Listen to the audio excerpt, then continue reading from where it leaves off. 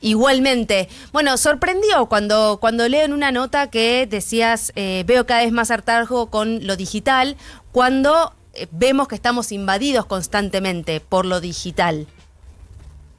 Sí, mira, hay dos cosas. Por un lado, un poco la sensación que tengo, como contabas al comienzo, Leonora, soy docente, estoy en contacto con muchos jóvenes todo el tiempo, soy Ujú. docente hace muchos años en nivel universitario y sí estoy viendo que instancias, por ejemplo, en mis clases solemos implementar clubes de lectura, que es un espacio para leer algo y compartirlo y discutirlo.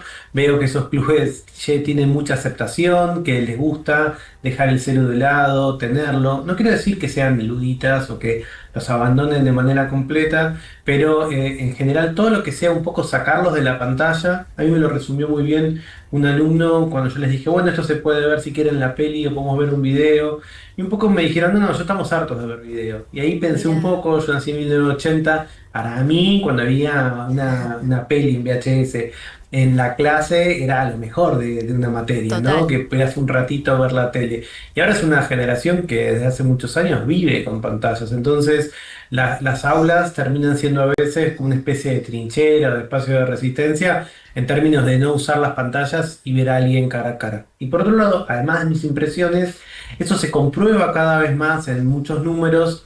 Estos, los yanquis les encanta ponerle nombre a todos. Muchas veces se llama la teoría del bosque oscuro, que es la idea de un bosque oscuro es que muchas veces nos encontramos con ecosistemas que parecen muertos, como te acercas a un bosque y ese bosque parece que no tuviera vida porque no hay movimiento, porque no hay nada, y en realidad está llena de vida. Lo que pasa es que las personas deciden no mostrarse. Bueno, si vamos a las redes sociales de mucha gente joven, vamos a ver que las utilizan para consumir, pero no para producir. Y Sí, que los eso fue un espacios cambio que ahora, son del último tiempo. exactamente como que en muchos sentidos, tanto jóvenes como gente más grande, y de vuelta los números a nivel global lo respaldan a eso, estamos produciendo menos, es decir, posteamos menos por un montón de motivos. Muchas veces es porque también la conversación pública en redes se volvió mucho más tóxica, se volvió mucho más dañina, porque ahora exponernos, ¿no? Contar qué decimos a veces nos puede jugar en contra dentro de un par de años o dentro de un par de meses o mañana. Y por otro lado también porque hay un punto en donde yo siento que estamos un poco cansados de las pantallas. Estamos un poco cansados, no solamente los adultos, sino vos lo marcabas recién también en las clases. ¿Cómo entra la educación y cómo se ayorna la educación en estos tiempos? ¿Y hacia dónde vamos en esta conjunción de, bueno, queremos volver a recuperar en parte nuestra humanidad, pero sin perder la parte beneficiosa que nos da la tecnología?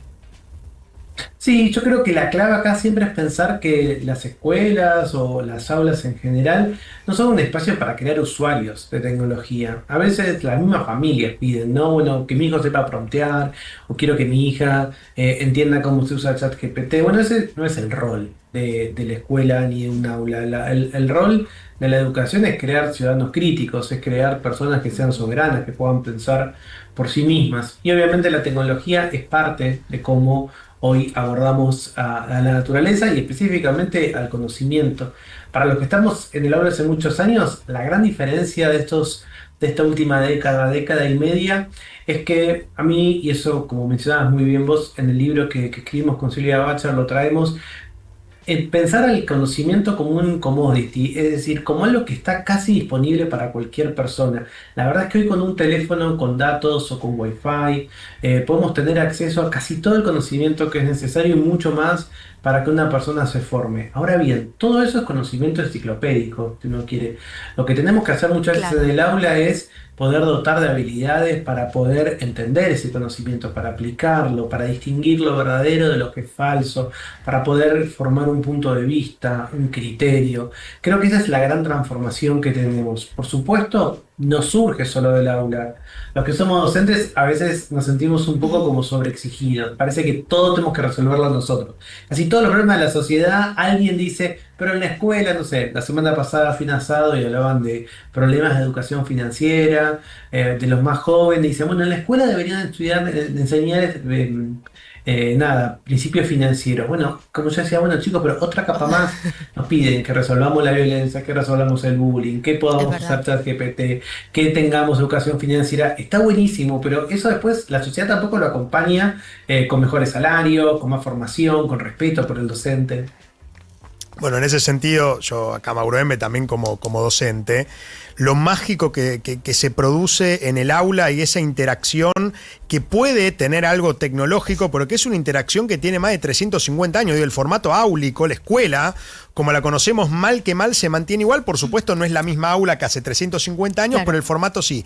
Y ese valor agregado que le podemos dar los docentes a los alumnos con la formación de un criterio propio, justamente, con un pensamiento crítico a partir de lo que encuentran y que está disponible, creo que ese es el secreto también. No es vivir sin la tecnología. Yo muchas veces digo, bueno, chicos, busquen esto rápido, pero para hablarlo en clase, como que sea un insumo más, no basarnos en eso simplemente y que el aprendizaje sea buscar la información porque está disponible. No, un valor agregado que creo que lo podemos hacer y que la tecnología también puede ayudar a eso. Y aprender también que el otro puede tener una opinión o una lectura distinta sobre ese mismo material. Y qué mejor que debatir en el aula y no en las redes sociales. Qué mejor que debatir cara a cara, también animarse a debatir cara a cara y no esconderse en las redes sociales. Totalmente, Mauro, yo coincido y eso también ahí me agarra un poco mi corazoncito filosófico. La capacidad de argumentar, es decir, como decía Elena, la de dar razones, de entender que el otro o la otra puede pensar distinto y que yo tengo que aceptar eso, que escucharlo, que quizás cambio de idea, que tal vez la manera en la que yo estoy pensando las cosas es equivocada, que hay reglas para discutir, que no todo es porque a mí me parece así o como a veces sucede, porque me lo dijo ChatGPT. Para mí una de las preocupaciones que tengo más grande con mis alumnos hoy en día es tratar de desarmar esta idea de que lo que te da un chatbot de inteligencia artificial es conocimiento. Nosotros venimos hace mucho tiempo discutiendo siglos en la filosofía qué es exactamente el conocimiento, pero en todas esas discusiones nada se parece a lo que da ChatGPT. Muchas veces está en lo correcto y eso creo que es una de los obstáculos o dificultades o desafíos más interesantes, ¿no? Tengo un dispositivo que me da respuestas que en muchas ocasiones son ciertas, pero no es porque las entienda, las comprenda o ni siquiera que la vivan. A veces digo a mis alumnos, pero creo que muchas de las personas adultas también se pueden sentir representadas, gente que le pregunta a estos bots cómo, no sé, me vuelvo a amigar con mi pareja o discutí con tal, o bueno, la semana pasada también lo estudiaba para un artículo, cómo cada vez más en América Latina se le pide a quién votar, a quién tengo que votar. Bueno, todas esas informaciones las estoy haciendo a un sistema matemático, estadístico, que no tiene las vivencias que tenemos nosotros. Entonces, entender que eso no es conocimiento también es importante. Ahora, Tomás, ¿qué pasa en las aulas o en los lugares donde el acceso tanto a la información como a las herramientas, como a aprender a usar este tipo de herramientas o incluso a Internet, puede ser quizás una computadora en toda la familia o un celular en toda la familia o un acceso a Internet de datos, por ejemplo, que compres de un plan en un celular, es más reducido? Es decir, que quizás, no sé si la IA viene a llenar algún tipo de bache, que como se ha creído en algún momento, o ahí el desafío es mucho más grande en términos de poder aprender a usar esa tecnología. Mirá, ahí se dan dos cosas, es súper interesante. Argentina es una tierra de contrastes, como toda América Latina, y esos contrastes tienen que ver, como decís muy bien vos, incluso con la capacidad de tener energía eléctrica dentro del aula. Hay parajes en donde efectivamente hay sitios de nuestro país en donde no es posible eso, pero la verdad es que mi experiencia, yo estuve en estos años recorriendo muchas partes del país en congresos, en eventos. El año pasado me tocó estar en Jujuy en un evento muy grande de educación que se llama Spark, que había casi 700 maestros y maestras rurales, ¿no? Y cuando empecé mi conferencia le pregunté quién había viajado más tiempo que yo. Yo venía de Buenos Aires, me había tomado un vuelo de 1 hora y media y había un docente, Daniel, que me acordó, había viajado 3 horas en burro para poder estar ahí, porque estaba en un lugar muy alejado. Claro. La problemática que traía Daniel era que sus alumnos usaban inteligencia artificial para hacer la tarea en un paraje externo. Él me contaba que sí tenía computadoras, pero no tenía electricidad. O sea que había un programa ahí del gobierno que le había acercado equipos, pero no. Quizás alguno de ustedes sepa, pero en las escuelas de frontera, en las escuelas de territorios especiales como los rurales, muchas veces se juntan varios cursos con distintas edades en un mismo grupo, y su preocupación principal, y por lo que él había ido a este congreso y a escuchar específicamente la charla que yo daba sobre IA, era que veía que sus alumnos respondían todo con inteligencia artificial. Con un dato, no era exactamente ni ChatGPT, ni Gemini, ni ninguna de esas. La usaban con, ¿se acuerdan la ruedita? Le decía ahí, Meta AI, que es la inteligencia Ah, sí, artificial de que está en WhatsApp. WhatsApp. Muchas veces. Sí. Exactamente, lo respondía con eso.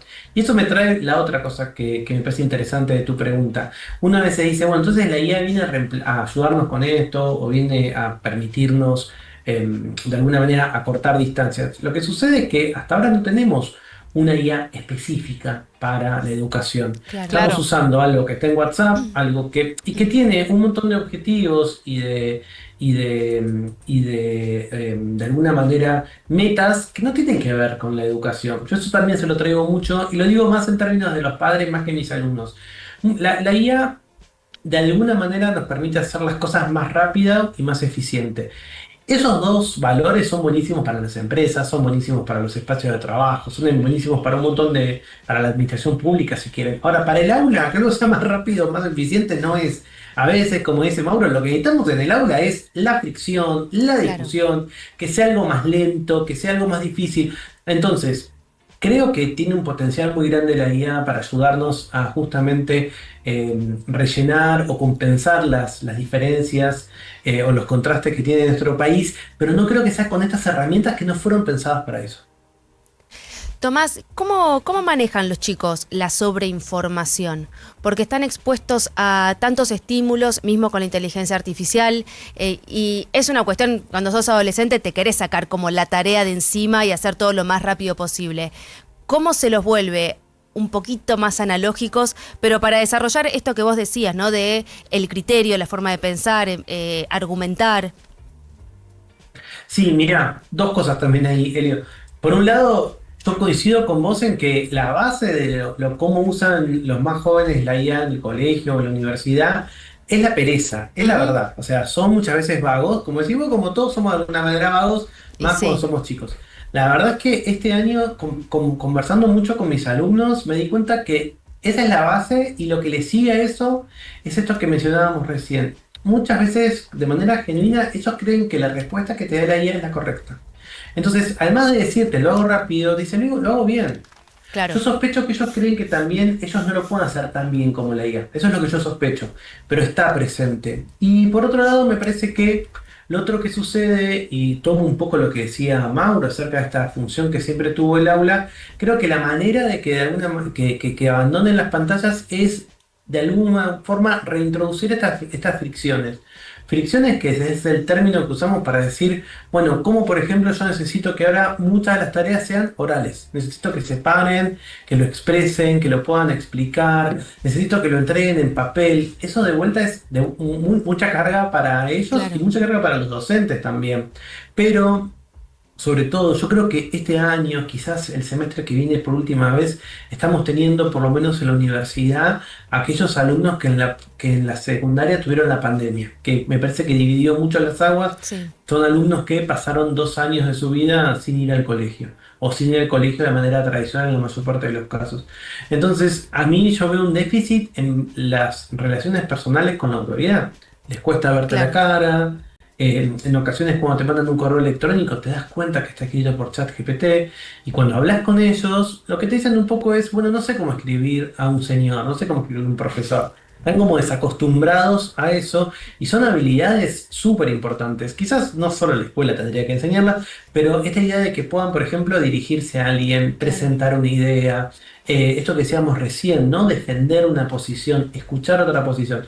Todas esas son fricciones. Yo creo que hay que introducirlas al aula, abandonar, eso lo decimos también mucho en el libro, abandonar esta idea enciclopedista de que nosotros solamente lo que hacemos es transmitir contenidos a los alumnos, entender que el contenido está de otro lado y lo que sucede en el aula es una dinámica. Insisto, es más es demandante para docentes y para alumnos, pero creo que es lo que hay que hacer ahora.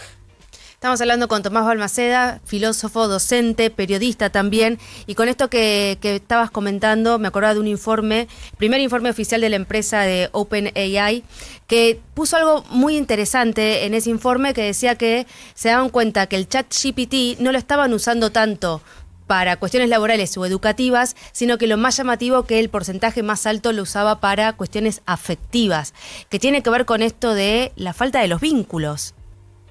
Totalmente, mira, ese es el primer rescate y el segundo es que la mayor parte de las usuarias son mujeres y son mujeres jóvenes. Cuando esta tecnología explotó hace 2 años, 3 años, eran mucho más hombres y eran más grandes. Y creo que lo que ahí habla, y acá también tomo cosas o inspiración en la filosofía de la tecnología, nosotros de la filosofía lo que siempre decimos es, bueno, yo no puedo entender una tecnología sin la sociedad en la que está. Y tampoco puedo Claro. entender la sociedad sin la tecnología. Podemos pensar, no sé, cuando estudiábamos en el colegio sobre Roma y sus famosos caminos, o los pueblos originarios de América Latina y sus acequias, perdón. O sea, vemos que la tecnología y la sociedad siempre van de la mano. Me explican ambas cosas. Que hoy el uso principal de un chatbot comercial sea la compañía afectiva, habla mucho de este siglo de la soledad, ¿no? Un espacio en donde cada vez más las personas viven más solas, en donde me parece más difícil encontrar pareja, formar una familia. A veces uno piensa que la tecnología es la causa de todo. En ocasiones es el uso de la tecnología el efecto de otras cosas, de otros espacios que no son estrictamente problemas tecnológicos, sino problemas amplios de la sociedad. Tomás, con esto último que acabas de decir, ¿hacia qué sociedad vamos? Bueno, yo soy optimista por naturaleza y yo te decía al comienzo cuando empezamos a charlar que veía cierto hartazgo. Ujú. Te cuento solo una cosa que vi con mis alumnos el semestre pasado en este club de lectura que hacíamos. Llegó una chica con un iPod viejo, un iPod de los cuadraditos, chiquititos. Literalmente yo me di cuenta que ella no había nacido cuando se usaba esto. Los más grandes de la mesa se lo acuerdan. Yo, de hecho, acá en algún cajón de mi casa debo tener el mío viejo y con sus Auriculares. con auriculares de cable, ¿no? Entonces digo, pero ¿cómo vos sos una chica canchera? Esto no se usaba cuando vos naciste, esto no estabas viva. Y ella me dijo, no, esto me puedo dejar el teléfono, puedo escuchar que a ella le gustaba Taylor Swift, puedo escuchar todo el disco completo. Ta, ta, ta. Después también la vi cuando estábamos terminando, que se sacaba una foto con eso. Entonces hay un poco de hay un poco de performatividad, de decir, bueno, yo soy un poco distinta, pero le creo que efectivamente la idea novedosa para los jóvenes de que puedas tener la música afuera del teléfono está buena. Vos mencionabas la pereza como la base también de cómo muchas veces usamos ChatGPT. Yo trato siempre de ponerme en el lugar de mis alumnos y es tan tentador tener algo. Imagínate vos y yo cuando Sí. estudiamos que con un botón nos resolvía en segundos lo que nos llevaba una tarde, 2 días, 3 semanas. Entonces yo entiendo que es difícil, pero me parece que también es la función, insisto, no solo de la escuela, del resto de la comunidad, de las familias, explicar que muchas veces tenemos que ir a un lugar en donde la tecnología sea una herramienta más y no el centro de nuestras vidas. Tomás, muchísimas gracias por tu claridad, por tu tiempo y por esta charla con nosotros. Por favor, chicos, un placer. Tomás Balmaceda, filósofo, docente, periodista, hablando con No Somos Nadie.